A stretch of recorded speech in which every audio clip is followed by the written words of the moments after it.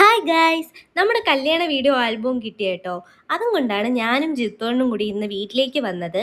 2 days ആയി കിട്ടിയിട്ട് ഇപ്പോഴാണ് ഇങ്ങോട്ടൊന്ന് വരാൻ പറ്റിയത്. വന്ന ഉടനെ തന്നെ ഞാൻ തന്നെ ഓപ്പൺ ആക്കി നോക്കി. ഹൽദി പിക്കായിരുന്നു കേട്ടോ ആദ്യം ഉണ്ടായിരുന്നത്. പിന്നെ അമ്മയും അച്ഛനും കാണാനായിട്ട് വന്നിരുന്നു.